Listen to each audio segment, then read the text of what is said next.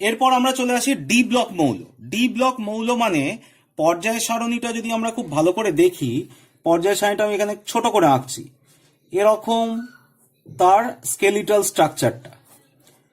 এই স্কেলিটাল স্ট্রাকচারের মধ্যে এইখানে 1 2 আছে, 1 নম্বর এবং 2 নম্বর গ্রুপ, তারপরে 3 থেকে 12, 3 4 5 করে এখানে 12, এখানে 13 থেকে 18, এই তো আছে। এটা এস ব্লক, এটা পি ব্লক, এটা এফ ব্লক, আর এই মধ্যখানে এটা ডি ব্লক। ঠিক আছে, তা ডি ব্লক মৌলগুলোকে একসাথে একটা জায়গায় করা হয়েছে কারণ এদের ধর্মের সাদৃশ্য আছে। সন্ধিগত মৌল এদের কি বলা হয়, বা ট্রানজিশন এলিমেন্টস। এরা সাধারণত কোন পর্যায় থেকে শুরু হয়েছে, তাই জন্য দেখ একটু নিচ থেকে শুরু হয়েছে। এই জায়গাটা এরকম নয় যে পুরোটা ফুল করে রাখা আছে, এই জায়গা থেকে শুরু হয়েছে। এটা কত থেকে না 4 নম্বর পর্যায় থেকে শুরু হয়েছে। 4 5 6 7 4 5 6 7 পিরিয়ডে এই ট্রানজিশন এলিমেন্টগুলো থাকে, অবস্থান করে, এবং এদের বিস্তার কত থেকে গ্রুপ 3 থেকে আপ টু 12 অব্দি। এদের প্রথম যে 4 অর্থাৎ এই ফার্স্ট যেটা 4 নম্বর পর্যায় থেকে শুরু হয়েছে, এটাকে বলা হয় first series of transition element. তারপর এটাকে বলা হয় second series of transition element. তারপরেরটাকে 6 নম্বরটাকে বলা হয় third series of transition element. আর 7 নম্বরটা incomplete third series of transition element. তো ফার্স্ট সিরিজ অফ ট্রানজিশন এলিমেন্টে কে রয়েছে না তোর স্ক্যান্ডিয়াম থেকে আপ টু জিঙ্ক অব্দি আমরা ধরে নিই তোর ট্রানজিশন এলিমেন্ট রয়েছে। 21 স্ক্যান্ডিয়ামের, আর এর হচ্ছে 30। মাথায় রাখতে হবে, এইগুলোকে মনে রাখতে হবে। এরপর হচ্ছে তোর second series of transition element কত না ইট্রিয়াম থেকে আপ টু ক্যাডমিয়াম 39 টু 48, 10টা করে রয়েছে প্রত্যেকটা। এরপর হচ্ছে 6 পর্যায় 6, সেখানে আছে ল্যান্থানাম। ল্যান্থানাম হচ্ছে 57, এখানে দেখ স্টার মার্ক দেওয়া আছে। কেন?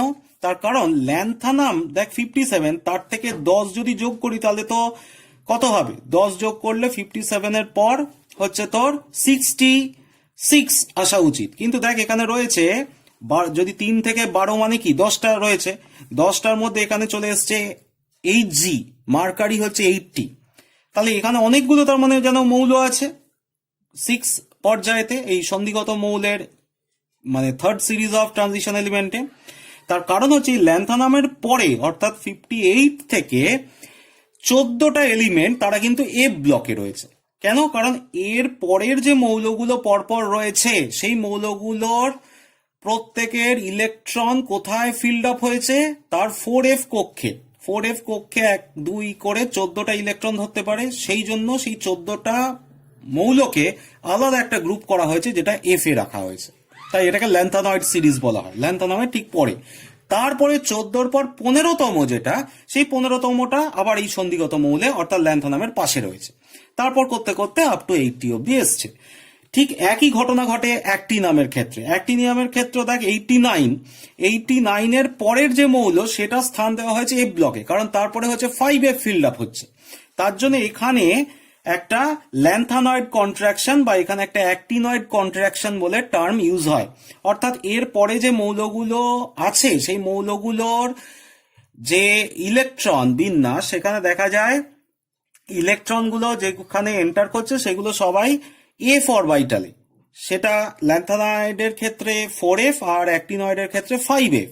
4f যেহেতু ইনার অরবিটাল বা 5f হচ্ছে ইনার অরবিটাল, তার আগেই বহিস্থ কক্ষ 6s ফিল্ড আপ হয়ে গেছে বা 7s ফিল্ড আপ হয়ে গেছে, ফলে শেপটা অলরেডি তৈরি। এপারে যদি একটা করে ভিতরে ইলেকট্রন প্রবেশ করে তাতে সাইজের খুব একটা হেরফের হবে না। উপরন্তু নিউক্লিয়ার চার্জ একটা একটা করে বাড়ছে, একটা করে যেন ইলেকট্রনও বাড়ছে, একটা করে নিউক্লিয়ার চার্জও বাড়ছে, পারমাণবিক সংখ্যা, তার ফলে সাইজটা কন্ট্রাক্ট হয়ে যায়। ঠিক আছে, তা এটা হচ্ছে তোর ল্যান্থানয়েড বা অ্যাক্টিনয়েড শ্রেণীর জন্য এই ঘটনা ঘটে। এরপর আমরা চলে আসি যে ওভারঅল এদের বৈশিষ্ট্য কি। এইগুলো আমরা তোর ক্লাস 11-এ পড়েছি। সেটা হচ্ছে আউটার মোস্ট সেলে এদের ইলেকট্রনিক কনফিগারেশন কিরকম না n-1 d1 to 9, এটা খুব ইম্পর্টেন্ট। 1 to 9 বলেছি, আর ns 1 to 2, আমি 10 বলিনি। বই এখানে 10 দেওয়া থাকলেও সেটা কিন্তু ভুল, কারণ যদি পুরোপুরি ডিতে 10টা ইলেকট্রন থেকে যায় তখন সেটাকে আমরা সন্ধিগত মৌল হিসেবে ট্রিট করি না। যেমন এখানে জিঙ্কটাকে বা ক্যাডমিয়ামকে বা মার্কারিকেও আমরা হয়তো সন্ধিগত মৌলের পর্যায়ে রেখেছি, কিন্তু সন্ধিগত মৌল হিসেবে ট্রিট করি না। কিন্তু যেহেতু ওই লাস্ট ইলেকট্রনটা ডিতে ঢুকছে সেই কারণেই এদেরকে রাখা আছে। তার কারণে এদের সাথে অন্যান্য যে সন্ধিগত মৌল, সেই সন্ধিগত মৌল যাদের ভ্যাকেন্ট ডি অরবিটাল আছে বা ইনকমপ্লিট ডি অরবিটাল আছে, ইনকমপ্লিট ডি অরবিটালের সাথে কমপ্লিট ডি অরবিটালে এদের সাথে ধর্মের তারতম্য দেখা যায়। ফলে জিঙ্কের যে কম্পাউন্ডগুলো সেগুলো সাধারণত কালার হোয়াইট কালারের হয়, কিন্তু জিঙ্কের আগে কপারের কম্পাউন্ড সবাই মোটামুটি কালারফুল কম্পাউন্ড। ঠিক আছে, এরকমই এখানে এটা একটা এক্সেপশনাল কেস ধরা যেতে পারে। নেক্সট হচ্ছে এদের কি ভেরিয়েবল ভ্যালেন্সি, অর্থাৎ এরা একাধিক যোজ্যতা দেখায়, Fe 2+, 3+, বিভিন্ন রকম, Mn 2+, 3+, 4+, বিভিন্ন রকম দেখায়। কমপ্লেক্স কম্পাউন্ডস ফর্ম করে, এরা জটিল যৌগ তৈরি করে। আমরা বলেছি যে সন্ধিগত মৌল এবং আন্তঃসন্ধিগত মৌলরাই একমাত্র জটিল যৌগ তৈরি করে। এরপর হচ্ছে কালার কম্পাউন্ড ফর্মেশন, এরা প্রত্যেকেই কালার কম্পাউন্ড দেখায়, অর্থাৎ যে কম্পাউন্ড, ইভেন অ্যাকোয়াস সলিউশনটা কালারফুল। ঠিক আছে, অ্যাকোয়াস মানে ওয়াটার সলিউশন, অর্থাৎ জলে শুধু আয়নটাকে আমি যদি ডিজলভ করি তাহলেও সে একটা কালার শো করে। কারণ সেখানে কি হয় না, ওই ধর আমি বলছি ধর ম্যাঙ্গানিজ যখনই জলে দিলাম, ম্যাঙ্গানিজ ডাইঅক্সাইড বা যাই বল, তাহলে MnH2O6 অর্থাৎ হেক্সা অ্যাকুও কম্পাউন্ড ফর্ম করে দেয়, ফলে তার একটা কালার থাকে। ঠিক আছে, তাই এখানে দেখ স্টার মার্ক দিয়ে, তাই জন্য এখানে লেখা হয়েছে জিঙ্ক, ক্যাডমিয়াম এবং মার্কারি এদের সন্ধিগত মৌলরূপে গণ্য করা হয় না। যদি বলে কেন করা হয় না, তাহলে সেই ক্লাস 11-এ যে কনসেপ্ট দেওয়া হয়েছিল যে যেহেতু এদের ডি অরবিটালটা ফিল্ড আপ, তার জন্য এদেরকে সন্ধিগত মৌল হিসেবে ট্রিট করা হয় না। এদের most stable oxidation state as well as free state দুটো ক্ষেত্রে এদের ডি অরবিটালটা ফিল্ড আপ।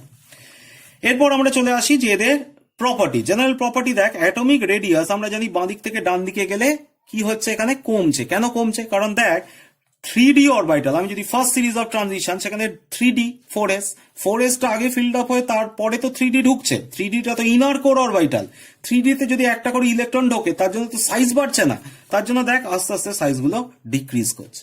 ঠিক আছে, এবং এখানে একটা জিনিস আমি গ্রাফিক্যালি বোঝানোর চেষ্টা করেছি যে এটা যদি রেডিয়াস হয় আর এদিকে যদি অ্যাটমিক নাম্বার হয়, তাহলে যত অ্যাটমিক নাম্বার বাড়ছে তত দেখ আস্তে আস্তে করে সাইজগুলো কি হচ্ছে, ডিক্রিজ করছে। দিয়ে শেষের দিকে আবার জিঙ্কে গিয়ে বা ক্যাডমিয়ামে গিয়ে বা মার্কারিতে গিয়ে একটু বেড়ে গেছে।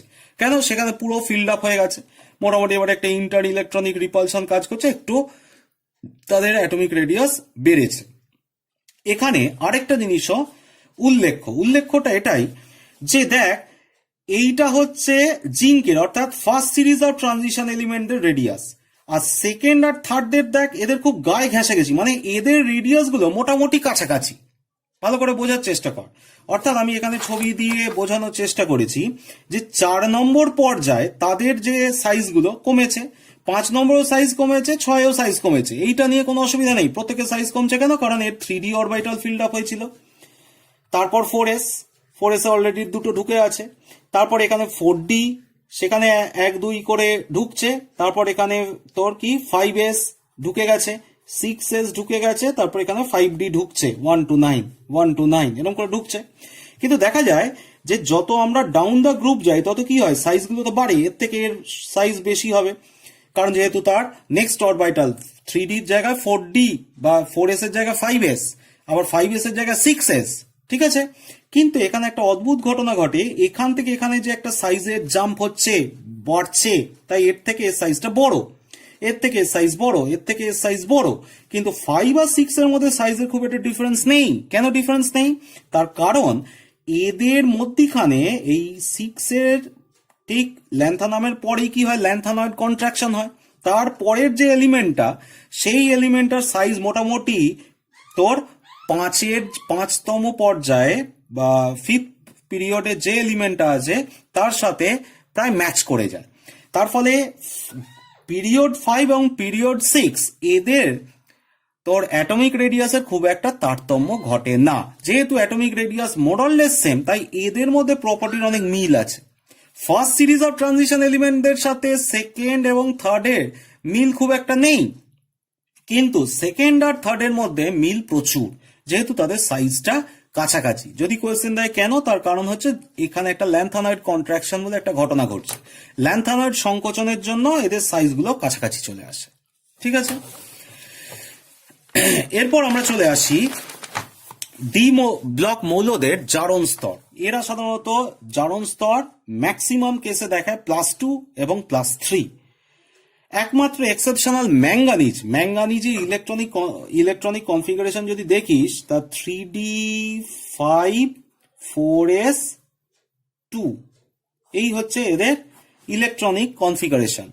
এবং বোঝাই যাচ্ছে যে 5টা ইলেকট্রন মানে 5টাই আনপেয়ার্ড স্টেটে থাকে, কারণ ডিতে 5টাই আনপেয়ার্ড স্টেটে রয়েছে, 5টাই তোর খোপ আছে। তার ফলে এই একমাত্র বা ম্যাঙ্গানিজের গ্রুপে যারা আছে তারাই একমাত্র +2 থেকে +7 একটা মানে ব্রড তোর অক্সিডেশন স্টেট শো করে। +7ও দেখায় আবার +2ও দেখায়। ঠিক আছে, এরকম বিভিন্ন কম্পাউন্ড ফর্ম হতে পারে, সেটা ম্যাঙ্গানিজের ক্ষেত্রে। আমাদের এমফ্যাসিসটা কিন্তু মূল লক্ষ্য এই আমাদের সিলেবাসে সেটা শুধু first series of transition element, second আর থার্ডের প্রতি অতটা আমাদের ইন্টারেস্ট এখানে নেই। এরপর হচ্ছে কালারেশন আমরা কমপ্লেক্স কম্পাউন্ডে খুব ভালো করেই শিখেছি, ওই ল্যাপোটে ফরবিডেন রুল যেগুলো পড়েছিলাম সেখানে মনে করে দেখ ডিডি ট্রানজিশনের জন্য কালার হয় আর চার্জ ট্রান্সফারের জন্য হয়।